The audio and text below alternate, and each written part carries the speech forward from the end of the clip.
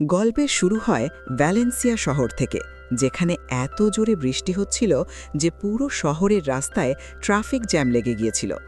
সব গাড়ি এক জায়গায় দাঁড়িয়েছিল এবং সাধারণ মানুষ সেখানেই আটকে পড়েছিল।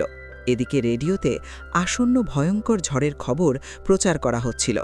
সরকার মানুষদের নিজেদের নিরাপত্তার জন্য এক জায়গায় অবস্থান করতে পরামর্শ দিয়েছিল। এই গাড়িগুলোর মধ্যেই একটি গাড়ি ছিল স্যান্ড্রা নামের এক নারীর, যিনি আসলে ভ্যালেন্সিয়া ব্যাংকের ম্যানেজার ছিলেন। তিনি অ্যান্টোনিও নামের এক ব্যক্তিকে ফোন করে জিজ্ঞেস করেছিলেন যে ব্যাংক থেকে যাদের বরখাস্ত করা হচ্ছে সেই তালিকায় তার নাম আছে কিনা। এর জবাবে অ্যান্টোনিও তাকে জানায় যে এখনও পর্যন্ত সে কোনো তথ্য পায়নি। তখন স্যান্ড্রা বলে যে তালিকায় তার নাম এলেও অ্যান্টোনিওকে বিষয়টি গোপন রাখতে হবে। শেষ পর্যন্ত স্যান্ড্রা তার গাড়ি থেকে নেমে ব্যাংকে পৌঁছায় এবং স্টাফদের জিজ্ঞেস করে যে তারা কি ব্যাংকের অ্যালার্মগুলো অ্যাক্টিভেট করেছে কিনা। তখন মাহি নামের একজন তাকে জানায় যে খারাপ আবহাওয়া আর রাস্তায় জ্যামের কারণে এখনও স্টাফরা ব্যাংকে পৌঁছাতে পারেনি। আশা করা হচ্ছে দুপুরের মধ্যে আবহাওয়া ঠিক হয়ে যাবে, তখন সব কাজ করা হবে। এ সময় একজন এমপ্লয়ি লক্ষ্য করে যে স্যান্ড্রা একটু চিন্তিত দেখাচ্ছিল। তখন মাহি প্রকাশ করে যে ব্যাংক থেকে বরখাস্ত হওয়া লোকদের তালিকায় স্যান্ড্রার নাম রয়েছে। এদিকে স্যান্ড্রা যখন নিজের অফিসে যায় তখন সে আবার অ্যান্টোনিওকে ফোন করে জিজ্ঞেস করে। তখন সে জানতে পারে যে সত্যিই তার নাম এই তালিকায় উঠে এসেছে, অর্থাৎ তার চাকরি যাওয়া নিশ্চিত। এটা শুনে স্যান্ড্রা খুব বেশি হতাশ হয়ে পড়ে। ঠিক সেই সময় হঠাৎই অস্ত্রধারী গ্যাংস্টাররা ব্যাংকের ওপর হামলা চালায়। তাদের মধ্যে কয়েকজন বোমা লাগানো জ্যাকেটও পরেছিল এবং খুব দ্রুত তারা সবাই অফিসারদের বন্দুক দেখিয়ে ভয় দেখাতে শুরু করে। এদিকে একই সময় স্যান্ড্রা তার অফিসে নিজের আত্মীয় ওয়াকনের সঙ্গে কথা বলছিল। সে ওয়াকনের কাছে সাহায্য চায় যেন তাকে চাকরি থেকে না বের করা হয়, কিন্তু ওয়াকন তাকে পরিষ্কারভাবে বলে দেয় যে এই ব্যাপারে সে কিছুই করতে পারবে না। ঠিক তখনই হঠাৎ গ্যালেগো নামের এক গুন্ডা তার সঙ্গী জ্যাককে নিয়ে স্যান্ড্রার অফিসে ঢুকে পড়ে এবং তারা স্যান্ড্রার হাত পা বেঁধে তাকে বন্দি করে ফেলে। এরপর তারা নিজেদের সরঞ্জামের সাহায্যে ব্যাংকের তিজোরি ভাঙার চেষ্টা করতে থাকে, যাতে ভেতর থেকে টাকা চুরি করা যায়। এর পাশাপাশি তারা মাটির নিচে একটি সুড়ঙ্গ খোঁড়া শুরু করে, যার মাধ্যমে লুটের সমস্ত মাল ব্যাংকের বাইরে নিয়ে যাওয়ার পরিকল্পনা ছিল। অন্যদিকে গ্যাংয়ের লিডার ইউরুগুয়া ব্যাংকের ভেতরের সবাইকে নিজের ইশারায় চালাচ্ছিল, যাতে ব্যাংকের বাইরে কেউ এই ডাকাতির খবর না পায়। কিন্তু হঠাৎই তার নজরে আসে যে একজন লোক অফিসের অ্যালার্ম বটন চেপে দিয়েছে। এটা দেখেই ইউরুগুয়া রাগে ফেটে পড়ে এবং সেই লোকটিকে ভয়ঙ্করভাবে মারধর করে। এরপর সে পুরো ব্যাংক বোমা দিয়ে উড়িয়ে দেওয়ার হুমকি দেয়। তখন একটি মেয়ে তাকে বোমা বিস্ফোরণ না করার জন্য অনুনয় করে। মেয়েটি বলে, বাড়িতে আমার ছেলে একা আছে, সে আমার জন্য অপেক্ষা করছে, প্লিজ দয়া করো। তখন ইউরুগুয়া তাকে বলে তার ছেলেকে ফোন করে কথা বলতে, তোকে 5 মিনিট সময় দিচ্ছি। এরপর সে সব বন্দীদের 1-2 মিনিট সময় দেয় যাতে তারা নিজেদের পরিবারের সঙ্গে কথা বলতে পারে। যাই হোক, সত্যিটা ছিল এই যে ইউরুগো আসলে শুধু তাদের ভয় দেখাচ্ছিল, বাস্তবে কারোর প্রাণ নেওয়ার কোনো ইচ্ছাই তার ছিল না। এদিকে খুব শিগগিরই পুলিশ অ্যালার্ম সিগন্যাল পেয়ে যায় এবং তারা বুঝে যায় যে ব্যাংকের ভেতরে চোর ঢুকে করেছে। এরপর ডিটেকটিভ ডোমিঙ্গো ব্যাংকের নম্বরে ফোন করলে এক গুন্ডা ফোন ধরে এবং বলে যে তাদের উদ্দেশ্য পূরণ হওয়ার আগে যদি পুলিশ হস্তক্ষেপ করার চেষ্টা করে তাহলে তারা সব বন্দীকে মেরে ফেলবে। এখন গুন্ডারা বন্দীদের প্রাণের বিনিময়ে পুলিশের কাছে একটি গাড়ি ও একটি প্লেন দাবি করে, কিন্তু ডিটেকটিভ ডোমিঙ্গো বলে যে এই সিদ্ধান্ত সে একা নিতে পারে না, কারণ এর জন্য তাকে ঊর্ধ্বতন অফিসারের অনুমতি নিতে হবে। এদিকে পরে গ্যালেগো তার বসকে জানায় যে পালানোর জন্য তারা যে সুড়ঙ্গটি বানিয়েছিল সেটি ভারী বৃষ্টির কারণে পানিতে ভরে গেছে। এখন তারা সিদ্ধান্ত নেবে আধা ঘন্টা অপেক্ষা করবে যাতে ততক্ষণে পানির স্তর কিছুটা কমে যায়। এই সময় স্যান্ড্রা গ্যালেগোকে জানায় যে তাকে চাকরি থেকে বের করে দেওয়া হচ্ছে। তখন সে গ্যালেগোকে একটি বিশেষ তিজোরি লুট করার পরামর্শ দেয়, কারণ সেখানে এমন একটি গোপন রহস্য লুকানো আছে যা বাইরে এলে তাদের জীবন বদলে যাবে। তবে স্যান্ড্রা শর্ত দেয় সে টাকা থেকে একটি অংশ পেলে তবেই সেই বিশেষ তিজোরির কথা বলবে। অন্যদিকে আমরা জোন্স নামের এক নেতাকে দেখি যে এই সময় একটি হাসপাতালে কোমায় ছিল।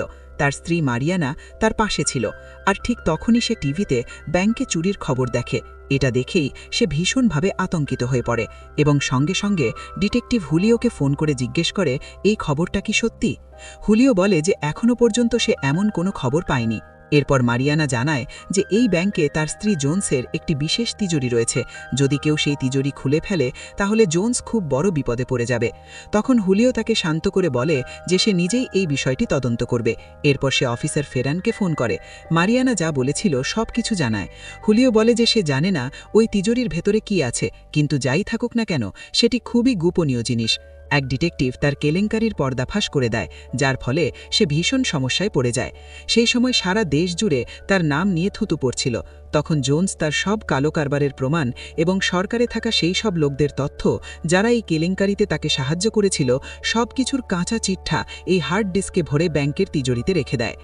এরপর গ্যালেগো এই তিজোরির নম্বর বলার বিনিময়ে স্যান্ড্রাকে ব্যাংক থেকে চুরি করা দামি হিরে দেয়। হিরে নেওয়ার পর স্যান্ড্রা জানায় যে ওই তিজোরির নম্বর ৩১৪। এদিকে ইউরুগুয়া ডিটেকটিভ ডোমিঙ্গোকে ফোন করে ব্যাংকে খাবার পাঠাতে বলে। ইউরুগুয়া আলো বলে যে খাবারের মধ্যে কিছু মেশানোর ভুল যেন না করা হয়, কারণ সে আগে বন্দীদের খাওয়াবে, তারপর নিজে খাবে। বোঝা গেল। কিছু সময় পর গ্যালেগো লক্ষ্য করে যে সুড়ঙ্গে পানির স্তর বাড়তে শুরু করেছে, তাই সে সঙ্গে সঙ্গে তার সাথীদের বলে দেয় যে তাদের যত তাড়াতাড়ি সম্ভব মিশন শেষ করে এখান থেকে বেরিয়ে যেতে হবে। এদিকে পুলিশ ব্যাংকটিকে 4 দিক থেকে ঘিরে ফেলে। তখন গুন্ডারা ব্যাংকে কাজ করা কয়েকজন লোককে বোমা লাগানো জ্যাকেট পরিয়ে দাঁড় করিয়ে দেয়। তারা হুমকি দেয় যে তারা সামান্য নড়াচড়া করলেই বোমা বিস্ফোরণ হয়ে যাবে। এরপর গ্যালেগো সেই জায়গায় পৌঁছায় যেখানে সেফটি ডিপোজিট বক্সগুলো রাখা হয়েছিল। সে তার সাথীকে জানায় যে জোনসের বক্স নম্বর ৩১৪। এটা শুনে তার মনে হয় যে গ্যালেগো তাদের সঙ্গে বিশ্বাসঘাতকতা করছে, কারণ সে এখানে শুধু এই একটিমাত্র বক্স চুরি করার উদ্দেশ্যেই এসেছে। এখন সে বাকিদেরও বলতে যাচ্ছিল যে গ্যালেগো অন্য কোনো উদ্দেশ্য নিয়ে এখানে এসেছে। ঠিক তখনই গ্যালেগো তাকে বোঝায় যে এই বক্সটির ব্যাপারে সে স্যান্ড্রার কাছ থেকেই জেনেছে। তবুও গ্যাংয়ের বাকি সদস্যরা বলে যে সুড়ঙ্গে পানি পুরোপুরি ভরে যাওয়ার আগেই সবাইকে দ্রুত সুড়ঙ্গে নামতে হবে। এরপর সব গুন্ডে লুটে ভরা ব্যাগ নিয়ে তৎক্ষণাৎ সুড়ঙ্গে নেমে যায়, আর শেষ গুন্ডেটি একটি শক্ত দড়ির সাহায্যে সুড়ঙ্গের মুখে রাখা টেবিল সরিয়ে দিয়ে সেই মুখ বন্ধ করে দেয়। তারপর তাদের মধ্যে থেকে একজন লোক একাই সুড়ঙ্গের শেষ প্রান্ত পর্যন্ত যায়, যাতে সে জানতে পারে সবাই সাঁতার কেটে এখান থেকে বেরোতে পারবে কিনা।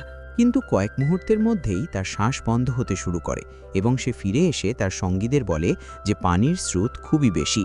শেষ পর্যন্ত তারা সবাই আবার ব্যাংকে ফিরে যাওয়ার সিদ্ধান্ত নেয়। তারা সর্বশক্তি দিয়ে ছিদ্রের মুখ থেকে টেবিল সরিয়ে আবার ব্যাংকের ভেতরে ঢুকে পড়ে। ঠিক সেই সময় পুলিশও ব্যাংকে ঢোকার জন্য প্রস্তুত ছিল। ডোমিঙ্গো উরুগুয়ায়োকে ফোন করে বলে যে তাদের জন্য খাবার বাইরে পৌঁছে গেছে এবং এখন তাকে ব্যাংকের দরজা খুলতে হবে। এরপর এক গুন্ডা ব্যাংকের দরজা খুলতে যায় এবং ঠিক সেই মুহূর্তে বাইরে পুলিশ ব্যাংকে ঢোকার জন্য দেয়ালের পাশে প্রস্তুত হয়ে দাঁড়িয়েছিল। কিন্তু দরজা খোলা মাত্রই হঠাৎ পুলিশ মিশন বন্ধ করার নির্দেশ পায়, যার ফলে পুলিশ সদস্যদের ঠিক শেষ মুহূর্তে পিছিয়ে যেতে হয়। আসলে জোনসের সঙ্গে জড়িত সরকারি অফিসাররা একত্র হয়ে ভাবছিল কিভাবে তারা এই বিপদ থেকে বের হবে। তখনই প্রকাশ পায় যে তাদের মধ্যেই একজন অফিসার উরুগুয়ায়োকে তিজোরি থেকে জোনসের সেই হার্ড ডিস্ক চুরি করার মিশন দিয়েছিল, যাতে সে নিজেকে বাঁচাতে পারে। এই সময় ফেরান এবং তার সঙ্গীরা ভীষণ রেগে যায়, কারণ সে কারো সঙ্গে আলোচনা না করেই এই সিদ্ধান্ত নিয়ে খুব বড় ভুল করেছে। এখন তারা পাভলো নামের এক ডিটেকটিভের সাহায্য নেওয়ার সিদ্ধান্ত নেয়, কারণ এই লোকটির ওপর তাদের সম্পূর্ণ ভরসা ছিল। তারা ডিটেকটিভ পাভলোকে গুন্ডাদের কাছ থেকে হার্ড ডিস্ক নিয়ে ফেরানির কাছে পৌঁছে দেওয়ার দায়িত্ব দেয়। অন্যদিকে গুন্ডাদের গ্যাং হিসাব করে দেখে যে যতক্ষণ তাদের কাছে জোনসের বক্স আছে ততক্ষণ তারা নিরাপদ এবং এর সাহায্যে তারা অফিসারদের ব্ল্যাকমেলও করতে পারবে। যখন উগভাইও জানতে পারে যে গ্যালেগো বক্সের নম্বর স্যান্ড্রার কাছ থেকে জেনেছিল, তখন সে বুঝে যায় যে বদলে গ্যালেগো নিশ্চয়ই তাকে কোনো মূল্যবান জিনিস দিয়েছে।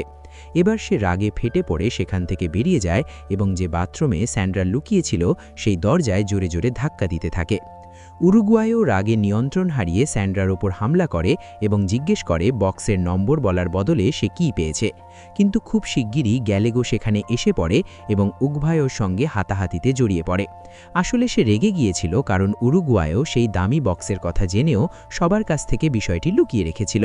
এরপর উরুগুয়ায়ও বাথরুমে ঢুকে হীরের একটি ব্যাগ খুঁজে পায়, কিন্তু সেটি খালি ছিল।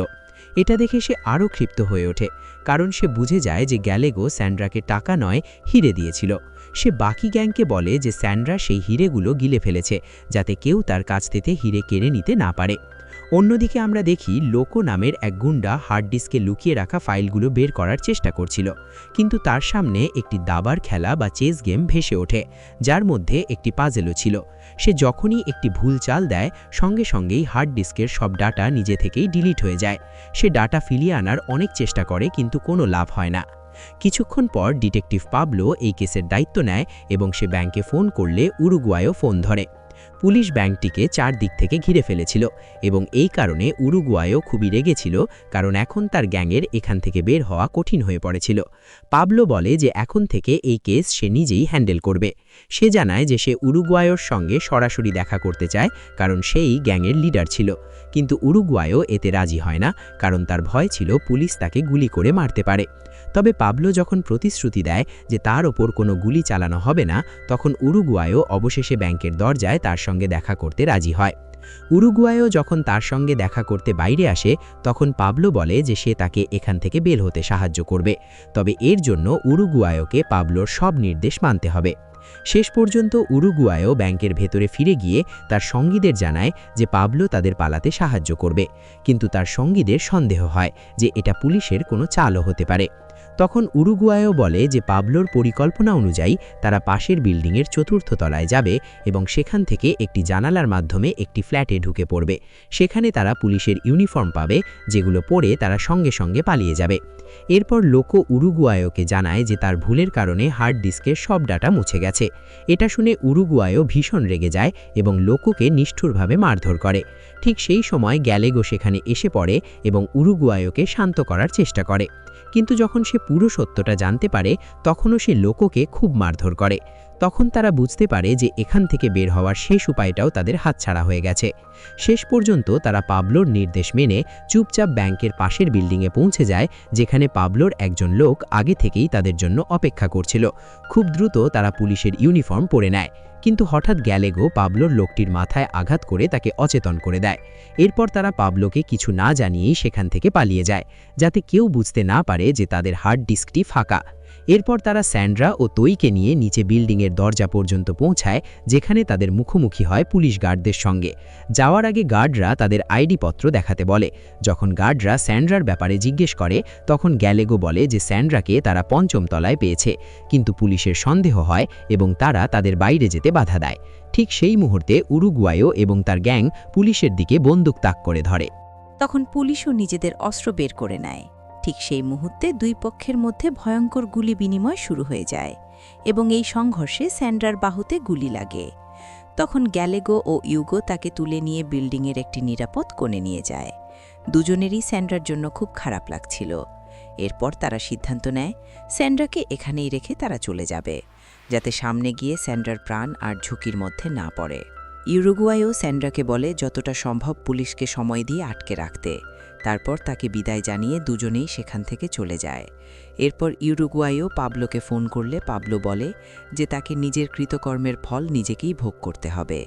পাবলো তাকে পুলিশের কাছে আত্মসমর্পণ করতে বলে, কিন্তু ইউরুগুয়ায়ও স্পষ্টভাবে অস্বীকার করে এবং বলে যে আধ ঘন্টার মধ্যে যদি তার ও তার সঙ্গীজোর বেরিয়ে যাওয়ার জন্য গাড়ি না দেওয়া হয়, তাহলে তারা প্রতি 15 মিনিট পর পর একজন করে বন্দীকে হত্যা করতে শুরু করবে। ফোন কেটে যাওয়ার পর পাবলো হুলিওর সঙ্গে কথা বলে এবং এই পরিস্থিতি সামাল দিতে বুদ্ধিমত্তার সঙ্গে কাজ করার পরামর্শ দেয়। তারা জানত যে এই গ্যাংটি অত্যন্ত বিপজ্জনক এবং আজ পর্যন্ত তাদের কোনো পরিকল্পনাই ব্যর্থ হয়নি। তারা বলে যে বন্দীদের প্রাণ বাঁচিয়ে এই গ্যাংকে ব্যাংক থেকে বের করে পাঠাতে হবে। এদিকে ইউরুগুয়াইও গ্যালেগোর সঙ্গে সেফটি ডিপোজিট ভল্ট রুমে বসেছিল। যা কিছু ঘটেছে তার জন্য তারা একে অপরের কাছে ক্ষমা চায়। তারা নিজেদের দিকের গল্প একে অপরকে বলে এবং অল্প সময়ের মধ্যেই দুজন একসঙ্গে হেসে ওঠে। অন্যদিকে লোকো এক বন্দি মেয়ের প্রেমে পড়ে যায়। এমনিতেই পুরো মিশনে লোকো সবসময় উল্টো কাজ করছিল। যাই হোক, এরপর সে সেই মেয়েটিকে এক নির্জন জায়গায় নিয়ে যায়। সে তার লুটের মাল থেকে অনেক টাকা ওই মেয়েটিকে দেয় এবং বলে যে এই টাকা দিয়ে সে নিজের ঋণ শোধ করতে পারবে। লোকো বলে যে এই টাকা সে এক দুর্নীতিগ্রস্ত নেতার তিজোরি থেকে চুরি করেছে, যে সাধারণ মানুষের টাকা চুরি করে নিজের ভাণ্ডার ভরছিল। শেষ পর্যন্ত মেয়েটি টাকাগুলো নিয়ে নিজের কাপড়ের ভেতর লুকিয়ে রাখে এবং ঘর থেকে বেরিয়ে যায়। এদিকে ইউরুগুয়াইও ও তার গ্যাং বুঝতে পারছিল যে সবকিছু তাদের পরিকল্পনা অনুযায়ী হচ্ছে না। তখন ইউরুগুয়াইও একটি নতুন কৌশল বের করে। সে পাবলোকে ফোন করে বলে যে সে একজন সরকারি অফিসারের সঙ্গে কথা বলতে চায়। পাবলো যখন এর কারণ জানতে চায়, তখন ইউরুগুয়াইও কোনো উত্তর না দিয়ে উল্টো হুমকি দেয়। যদি তার দাবিগুলো পূরণ না করা হয়, তাহলে সে কোনো বন্দীকে হত্যা করবে না, বরং জোনসের সেই হার্ড ডিস্কে থাকা সমস্ত ডাটা পুরো বিশ্বের সামনে প্রকাশ করে দেবে। এই কথা শুনেই পাবলোর মাথায় আকাশ ভেঙে পড়ে, কারণ সেও সেই দুর্নীতিগ্রস্ত পুলিশ অফিসারদের একজন ছিল যারা জোনসের কালো কারবারে তার সঙ্গে জড়িত ছিল। এরপর জুলিও ফেরানকে ফোন করে বলে যে তাকে উরুগুয়াইয়ের গ্যাংয়ের সঙ্গে সরাসরি দেখা করে নিজেই বিষয়টা মিটিয়ে নিতে হবে। ফেরানের কাছে আর কোনো উপায় ছিল না, তাই সে এতে রাজি হয়ে যায়। যখন সে উরুগুয়াইও ও গ্যালেগোর সঙ্গে দেখা করে, তখন হার্ড ডিস্কের বদলে তাদের দুজনেরই শাস্তি কমিয়ে দেওয়ার প্রতিশ্রুতি দেয়। কিন্তু তারা ফেরানকে জানায় যে তারা চুরি করা টাকা নিয়ে দেশ ছেড়ে পালাতে চায়, জেলে যেতে চায় না। তারা মিথ্যা বলে যে হার্ড ডিস্কে তারা ফেরান ও তার সঙ্গীদের ভিডিও দেখে ফেলেছে। এরপর উরুগুয়াইও তাকে যত তাড়াতাড়ি সম্ভব একটি গাড়ি আনতে বলে, যা তাদের ব্যাংক থেকে বাইরে নিয়ে যাবে। এদিকে আমরা দেখি হাসপাতালে স্যান্ড্রার চিকিৎসা চলছিল। ঠিক তখন ফেরানের সেক্রেটারি তার সঙ্গে দেখা করতে আসে এবং গ্যাং সম্পর্কে কিছু প্রশ্ন করে। স্যান্ড্রা কয়েকজন গুন্ডার নাম বলে দেয়। সে এটাও বলে যে গুন্ডারা একে অপরকে বিশ্বাস করে না, তাই তাদের মধ্যে ঝগড়া লাগানো খুব একটা কঠিন হবে না। অন্যদিকে ফেরান উরুগুয়াইওকে ফোন করে বলে যে তাকে হার্ড ডিস্কের ভিডিওগুলো দেখতে চায়, কিন্তু উরুগুয়াইও এতে অস্বীকার করলে ফেরানের সন্দেহ হয় যে সে মিথ্যা বলছে কিনা। ফেরান বলে, আমি জানি তোমাদের কাছে কোনো ভিডিও নেই। এরপর সে নিজের বসকে পুরো বিষয়টা বুঝিয়ে বলে। তখন তারা সিদ্ধান্ত নেয় ব্যাংকে ঢুকে গ্যাংকে গ্রেপ্তার করবে। পুলিশ জোরে ধাক্কা দিয়ে ব্যাংকের দরজা খুলে সব বন্দীকে সঙ্গে সঙ্গে গ্রেপ্তার করে একটি বাসে তুলে দেয়। কিন্তু ঠিক তখনই প্রকাশ পায় যে গুন্ডারা বন্দীদের সঙ্গে কাপড় বদলে নিয়েছিল। পুলিশ বুঝে ওঠার আগেই পুরো গ্যাং সেখান থেকে পালিয়ে যায়। পাশাপাশি তাদের লুট করা সব মালও সুড়ঙ্গের মাধ্যমে বাইরে বের হয়ে যায়, কারণ বৃষ্টি থেমে যাওয়ার পর পানির স্রোত অনেক কমে গিয়েছিল। শেষ পর্যন্ত পুরো গ্যাং খুব সহজেই দেশ ছেড়ে পালিয়ে যায় এবং নতুন করে তারা তাদের জীবনের শুরু করে। ভিডিও ভালো লাগলে লাইক দিন, চ্যানেলটি সাবস্ক্রাইব করুন। আবার দেখা হবে পরের ভিডিওতে।